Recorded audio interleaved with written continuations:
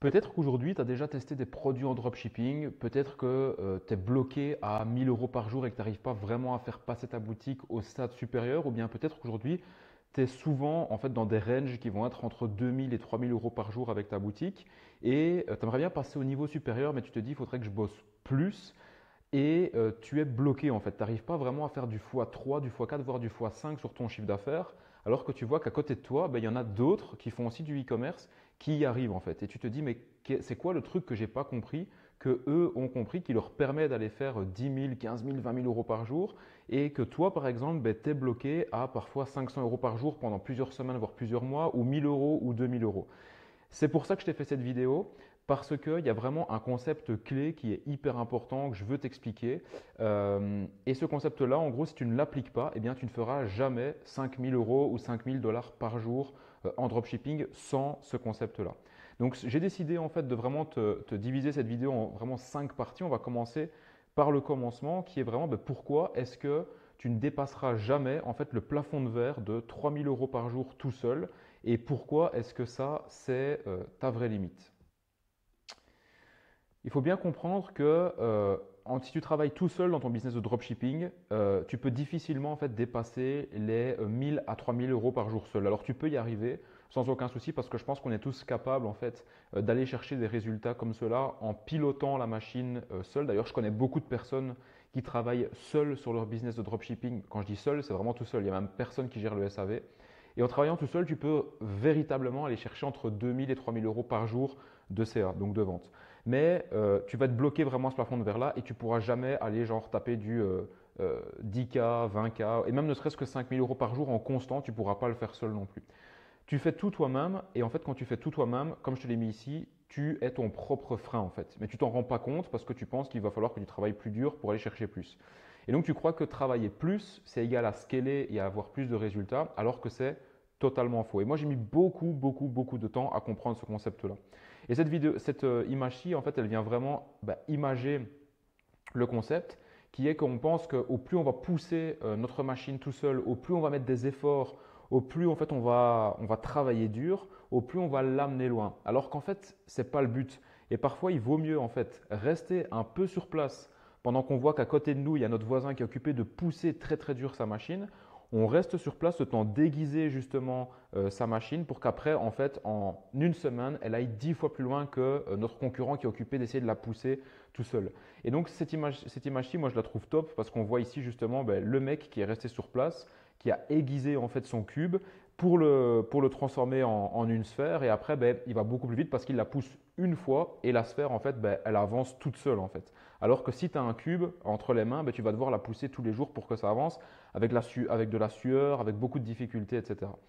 Et il y a un autre concept qu'il faut bien comprendre, c'est que ce qui t'a amené jusqu'ici, donc si par exemple aujourd'hui tu fais 500 euros par jour, 1000 euros par jour ou 2000 euros en dropshipping par jour, ce qui t'a amené du point zéro jusqu'à l'endroit où tu es aujourd'hui, ce n'est pas ceci qui t'amènera plus loin. Donc, c'est-à-dire que tous les efforts que tu as mis en place et la stratégie que tu as mis en place pour arriver jusqu'aux 2000 euros par jour, ce ne sera pas du tout la même stratégie qui va t'amener aux 5000 euros par jour ou aux 10 000 euros par jour en fait. Et c'est là où il faut vraiment changer de paradigme et comprendre, ok, c'est quoi le truc à faire, le truc à mettre en place pour aller chercher ces résultats-là. Et du coup, le truc à mettre en place, c'est facile à dire, mais c'est un peu plus compliqué à faire. C'est même très compliqué à faire. Il faut passer par pas mal de process. C'est justement ça que je vais vous expliquer dans cette vidéo aussi. C'est que pour passer à 5 000 euros, 5 000 dollars par jour, ou 10 000 dollars, ou 20 000 dollars, ou 30 000, ou 40 000, ou 50 000, ou 60 ou 70, peu importe, en fait, il n'y a pas de limite. La seule différence entre une personne qui stagne à 2 000 euros par jour et un CEO qui va faire 10, 15, 20, 30 000 euros de vente par jour en e-commerce, ça va être sa structure interne et son équipe. C'est vraiment ça la différence entre une personne qui va toujours stagner au même résultat et une personne qui va pouvoir aller chercher bien plus en termes de résultats.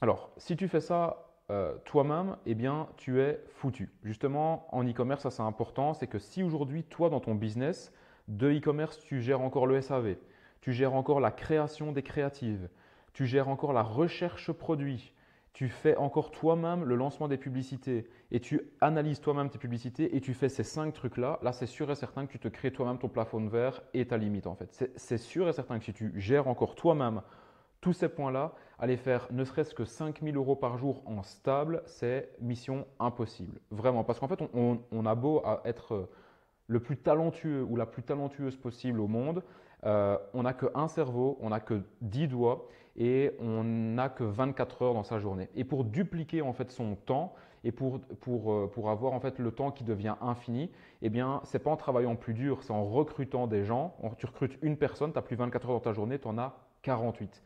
Tu recrutes deux personnes, pardon, tu n'as plus 24 heures dans ta journée ni 48, mais tu en as 72. Donc c'est vraiment ça qu'il faut comprendre et c'est vraiment une fois que tu as compris ça et que tu sais comment mettre en place des process, des SOP et une structure interne que tu vas pouvoir aller chercher des résultats plus élevés. Donc ici, les points que je t'ai mis, c'est vraiment les points qui sont primordiaux en fait, vraiment à déléguer le plus rapidement possible si tu veux passer à l'échelon supérieur. Donc le SAV, ça c'est number one, c'est le truc le numéro un qu'il faut déléguer. Création de créative, je te recommande de le déléguer le plus vite possible, sinon tu vas vite être submergé et sous l'eau et tu vas mettre en fait ton focus sur un truc que tu peux déléguer justement. Ça, c'est quelque chose qui rapporte beaucoup d'argent dans le business, mais ce n'est pas du tout obligatoire que ce soit toi qui le fasses. Ça peut vraiment être quelqu'un si tu mets en place un bon SOP, donc un bon process justement à suivre. Recherche de produits, idem. Plus besoin que ce soit toi qui le fasses non plus. Une fois que tu as compris comment ça marche et quels sont les produits voilà, qui sont gagnants et qui vont te ramener des ventes, délègue-le le plus vite possible. Publicité, idem. Le seul truc que moi je déconseille de déléguer, ça va être le scaling, ça va être la prise de décision macro. Par contre, le lancement juste des publicités, ça tu peux le déléguer en fait. Tu fais le process une fois, tu délègues à un virtual assistant et il peut lui-même lancer tes publicités à ta place. Ça va déjà te faire gagner beaucoup de temps et toi tout ce que tu auras à faire c'est de te connecter sur ton compte pub, regarder les stats et là juste être là comme un preneur de décision. Et ensuite, reporting quotidien, gestion des commandes, idem, ça tu dois le déléguer le plus rapidement possible. Alors attention, ce que je suis occupé de dire là, ce n'est pas quelque chose que je recommande pour quelqu'un qui va vraiment débuter de zéro. Quand quelqu'un débute de zéro, c'est important que vous preniez le temps de tout faire, que vous compreniez vraiment comment la machine fonctionne. Mais dès que vous commencez à atteindre vos 500 € par jour, 1000 € par jour, c'est déléguer le plus rapidement possible. Si vous voulez passer à des steps comme des 5 000, 10 000 et plus, 15 000, 20 000, 30 000 € par jour, c'est la structure et c'est la délégation. Ensuite, vous allez peut-être vous dire, OK, c'est cool, c'est intéressant ce que tu nous dis là, Lucas, mais où déléguer en fait? Où trouver en fait des profils, mais surtout des bons profils qui vont comprendre ce que je leur dis et qui vont pouvoir appliquer à la lettre tout ce que je leur dis. Je vais te partager ici 3 sites que tous les gros dropshippers, dont moi, on utilise justement pour recruter des virtual assistants. Alors tu vas pouvoir en recruter un peu partout des virtual assistants par ton réseau, par un réseau de dropshippers aussi qui vont peut-être te mettre en relation avec des virtual assistants. Mais si tu connais personne ou que tu ne sais pas trop les trouver, voici 3 sites sur lesquels moi-même je recrute encore aujourd'hui toujours des virtual assistants sur ces sites-là. Le premier, ça va être Upwork. C'est vraiment le site que moi j'utilise le plus. Upwork, je te le recommande. Je vais d'ailleurs te montrer à quoi ça ressemble. Donc Upwork, c'est ça. En gros, tu as juste à te créer un compte sur Sign Up juste ici et tu vas pouvoir en fait trouver des talents. Donc tu vas pouvoir en fait pas postuler mais poster une annonce sur un job que tu cherches et tu vas avoir plein de virtual assistants qui vont appliquer à ton job et ensuite tu peux les recruter. Si jamais tu ne veux pas poster une description de job, tu peux directement aller contacter justement des virtual assistants qui existent. Comme ici, tu vois, il y en a vraiment pas mal et tu peux aller les contacter, leur poser des questions, voir comment ils travaillent, etc. pour pouvoir les recruter. Alors attention, j'y reviendrai juste après, mais si tu fonctionnes comme ça, tu vas d'office faire une erreur énorme que moi j'ai fait, c'est recruter des gens dans ton entreprise qui n'ont pas passé un test. C'est hyper important de toujours faire passer un test aux gens que tu vas recruter. Pas besoin de faire un test où toi tu as besoin d'être là avec eux ou bien où tu as besoin d'être focus toi-même pendant 3 heures. C'est un petit test que tu mets en place une fois, que tu demandes à tous tes virtual assistants de faire et ça va vraiment te permettre de trouver les A-players. Mais j'y reviendrai juste après. Du coup, tu as Upwork en 1, ensuite tu as onlinejobs.ph. Donc en fait, ça ce sont toutes des personnes aux Philippines que tu vas pouvoir recruter. D'ailleurs, moi c'est ce que je fais. Tous mes virtual assistants, ils viennent soit du Madagascar, soit des Philippines ou soit d'autres pays, mais majoritairement ce sont ces pays-là. Et franchement, ça travaille super bien. C'est des gens qui ne sont pas là en mode ouais, si je gagne 1200 € par mois, je suis mal payé, il faut que tu me donnes plus. Ils ont une mentalité déjà qui est totalement différente des mentalités qu'on va pouvoir retrouver en Belgique et en France. Donc ça, c'est excellent quand tu as un business en ligne comme un business de e-commerce parce que toi, ce que tu veux, c'est que les choses soient faites en fait. Les choses soient faites en temps et en heure, que les gens se plaignent pas et juste qu'ils avancent sur les missions et sur les tâches. Donc vraiment, moi je vous recommande vraiment de recruter des profils comme ça pour des missions récurrentes à faire tous les jours, etc.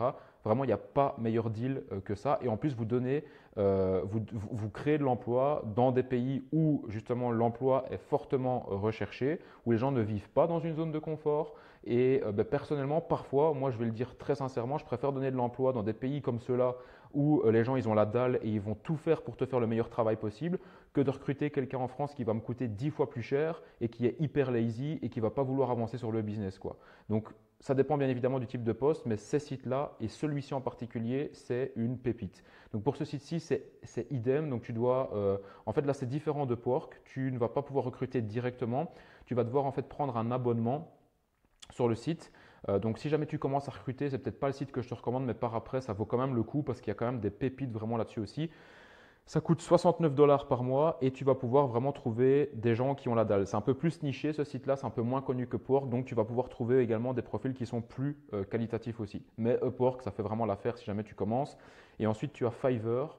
Mais Fiverr, attention, je ne suis pas hyper fan parce que c'est plutôt pour du one-shot, ce n'est pas pour des gens que tu vas recruter en recurring, mais ça vaut le coup quand même d'aller voir aussi. Et ensuite, tu peux avoir voilà, des groupes Facebook, des groupes de virtual assistants qui existent aussi. Et voilà. Ensuite, une fois que tu as trouvé ton site où tu veux recruter, ce qui va être très important, c'est de faire une annonce claire et précise. Donc d'expliquer, voilà, bonjour, je recherche une personne qui va gérer mon SAV, voilà tout ce que la personne va devoir gérer, voilà le salaire que je suis prêt à donner. Pour vous donner une idée, en général, Madagascar, Philippines, ça va être entre 3 et 5 $ de l'heure. Donc c'est pas cher et la qualité y est quand vous savez comment recruter les bonnes personnes. Et du coup, maintenant, je vais passer à l'erreur que moi j'ai faite pendant des années sans m'en rendre compte. Et vraiment, je vous le dis, ne faites jamais cette erreur quand vous recrutez. Si vous tombez sur cette vidéo maintenant et que vous n'avez jamais recruté dans votre vie, dites-vous que vous allez gagner 5 ans d'expérience par rapport à moi, l'erreur que j'ai faite pendant 5 ans en fait. Donc du coup, c'est quoi cette erreur-là? C'est de ne jamais, c'est de recruter sans avoir fait un test au préalable.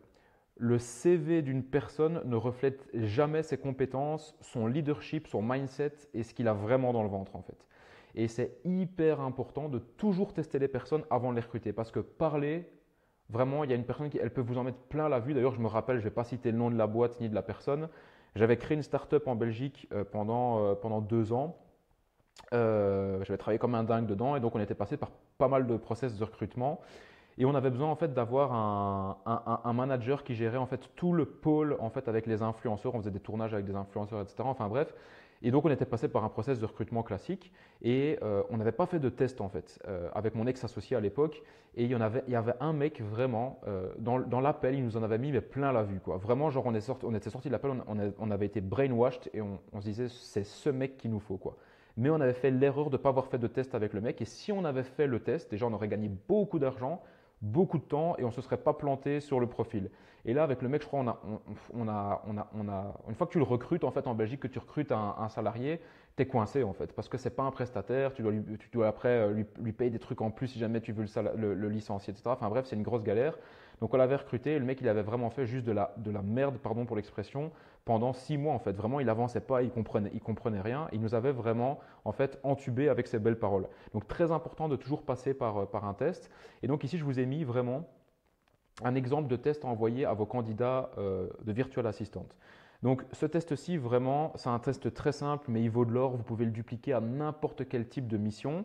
Et donc le test, voici comment il se présente. Une fois que vous avez par exemple 10 ou 15 personnes qui ont postulé pour votre poste de travail, eh bien, vous allez faire un test avec ces 15 personnes-là. C'est un test qui est gratuit, que vous n'allez pas rémunérer, et au moins ça vous montre déjà l'engagement des personnes, qui va vraiment le faire, qui va le faire à fond, et là vous allez déjà faire un gros tri. Le test ici, j'ai fait un test très simple pour des gens pour des candidats, donc des virtual assistants qui vont vouloir postuler pour travailler dans votre SAV. Voici comment moi je ferai le test. Donc j'enverrai un message à tout le monde et je dirai Hello, merci d'avoir postulé au poste de virtual assistant en charge du service client de ma boutique e-commerce par exemple. Avant d'aller plus loin, on souhaite voir comment tu réagirais face à des messages clients concrets. Merci de répondre de manière professionnelle, empathique et claire, sois naturel comme si tu étais déjà dans l'équipe. Temps estimé pour ce test entre 20 à 30 minutes max, langue français. Et alors ce qui est pas mal aussi, c'est de rajouter une deadline, je ne l'avais pas mis, Deadline, par exemple, je vais marquer ce soir avant 20 heures, heure française. Vous allez déjà voir c'est qui est disponible, c'est qui travaille vite, parce que parfois il y a des gens qui peuvent paraître bons, mais en fait, ils vont vous rendre tout hyper en retard. Ça, c'est très important également de mettre une deadline. Donc le contexte, vous lui expliquez un petit peu. Donc tu travailles pour une boutique e-commerce qui vend des accessoires de bien-être. Tu as accès à Shopify pour vérifier les commandes. D'ailleurs, pas besoin de trop en dire dans le contexte. S'il ne sait pas ce que c'est Shopify, si la personne elle est, on va dire, un minimum débrouillarde, elle va taper sur Google ou sur ChatGPT, c'est quoi Shopify. Donc ça ne sert à rien de trop en dire. Au moins, vous allez déjà vous rendre compte de qui est débrouillard et qui va chercher les informations par lui-même. Ensuite, vous allez dire, voilà, les délais de livraison sont de 7 à 15 jours ouvrés. Politique de remboursement, vous remboursez si le colis n'arrive pas au bout de 30 jours ouvrés. Et vous devez répondre dans le test à ces messages-ci. Donc, vous lui donnez un message 1 d'un client énervé, un message 2 d'un client qui est confus et un message 3 d'un client qui va demander de l'information. Vous laissez les virtual assistants faire leurs tests et vous allez recevoir les tests au fur et à mesure. Et quand vous allez recevoir justement les tests, eh bien c'est là où entre justement le gros filtrage et où on va passer justement à l'outil secret qui va vous permettre de ne recruter que des A-players par rapport à tous les postes que vous allez recruter. Et donc, comment faire pour recruter des A-players? Je vais te le donner ici. C'est simplement travailler avec une grille d'évaluation ou bien une scorecard. Tu l'appelles comme tu veux. Et ça, encore une fois, pendant 5 ans, je ne l'ai jamais fait. J'ai recruté des bonnes personnes, mais vraiment, je vais vous le dire, hein, dans mon entreprise, dans mes différents business, 9 fois sur 10, les personnes n'étaient pas à leur place. Alors, ce n'était pas de leur faute, mais c'était de ma faute à moi parce que je pensais être bon en recrutement avec le feeling, etc. Alors que non, le recrutement, c'est comme un business. Tu dois avoir des KPI, des data à lire pour savoir qui est fait pourquoi. Tu dois pouvoir analyser des travaux que eux vont te rendre avant de les engager. Et c'est vraiment méga important en fait. Parce que sinon, parfois, tu peux avancer pendant des mois, voire des années avec des personnes qui ne sont pas aux bons endroits et il va y avoir de la frustration de tous les côtés. Donc, c'est très important de passer par ça et plus spécifiquement encore dans le dropshipping où là, en fait, c'est vraiment la structure interne qui va faire que tu vas pouvoir aller scaler à des gros résultats. Et donc ce test-ci, tu peux envoyer ce test à 5 ou 10 profils, puis prendre en fait les 2 meilleurs et leur refaire passer un dernier test, un test live par exemple, pendant une semaine, que tu peux la rémunérer. Et alors là, au bout d'une semaine, tu verras vraiment c'est qui le meilleur des deux, au moins tu les mets en concurrence et tu choisiras le meilleur. Ça va te donner un filtrage qui est ultra clean et professionnel et au moins tu vas pouvoir avoir vraiment un exemple concret avec ça. Au niveau des critères, par exemple pour ce poste-là, tu analyses l'orthographe et la grammaire, tu analyses le ton qu'ils vont utiliser dans les emails qu'ils vont répondre, la clarté de leur réponse, la capacité à désamorcer un conflit, très important. Une fois que tu recrutes quelqu'un qui va être dans un endroit où il y a beaucoup de conflits, où les clients se plaignent, etc., c'est comme ça dans tous les SAV de toutes les entreprises. Surtout dans l'e-commerce, des gens qui vont commander un produit qui n'est pas de la bonne taille, qui vont vouloir se faire rembourser, etc. C'est méga important d'avoir une personne qui sait gérer les conflits, qui ne va pas dire « Ah, je stresse, je ne sais pas quoi faire avec cette personne-là, elle veut un remboursement, elle râle et tout ». Ça, c'est des profils qu'il ne faut pas recruter à ce poste-là. Il faut recruter des profils qui ne vont pas stresser, qui vont pouvoir régler la situation tout de suite. C'est pour ça qu'un test, encore une fois, c'est super important. Ensuite, la cohérence avec les règles de la boutique et ensuite, la réactivité temps de réponse si jamais tu le chronomètres. Bref, tout ça que je t'ai donné ici, vraiment, ça vaut de l'or. J'espère que tu as pu prendre des notes et ça vaut pour n'importe quel poste de ton entreprise. Donc, encore une fois, si aujourd'hui tu as un plafond de verre, ce n'est pas de ta faute, ce n'est pas parce que toi tu dois travailler plus dur, mais c'est parce que tu dois prendre un peu de recul, aiguiser tes lames, mettre en place un système et un process une fois qui ensuite lui va travailler pour toi tout le temps en fait. Et c'est véritablement comme ça que tu vas pouvoir aller taper premièrement le premier step des 5 000 euros par jour, ensuite des 10 000, des 15 000, etc. Et puis on n'est plus que sur une question de process en fait. Si Coca-Cola, ils ont réussi à vendre, ils arrivent à vendre des dizaines de millions de bouteilles de Coca tous les ans, c'est pas parce que le CEO, il est derrière la chaîne et qu'il fait les bouteilles lui-même comme un dingue. Hein. C'est parce qu'il a mis en place des process de fous malades qui leur permettent de produire énormément et puis de les vendre, quoi. Et c'est comme ça dans tous les business. McDonald's, c'est pareil. S'ils sont aussi implémentés et qu'ils vendent autant d'hamburgers tous les jours, c'est pas parce que le CEO il a travaillé plus dur que les autres, c'est parce qu'il a pris de la distance, il n'a pas travaillé plus dur, mais il a travaillé plus intelligemment. Et dans le e-commerce, c'est exactement pareil. Donc voilà pour cette vidéo. Si jamais vous avez kiffé, n'hésitez pas vraiment à me laisser un pouce bleu. Je vois qu'il y a beaucoup de personnes aussi qui regardent mes vidéos mais qui ne sont pas abonnés. Donc abonnez-vous, au moins moi ça me donne de la force et ça me pousse à faire aussi, ça me motive à faire d'autres vidéos de valeur comme celle-ci. Laissez-moi un commentaire si jamais vous êtes arrivé jusqu'à ce moment-ci de la vidéo et je vous dis à la prochaine pour une prochaine vidéo de valeur en e-commerce. C'était Lucas. Ciao, ciao.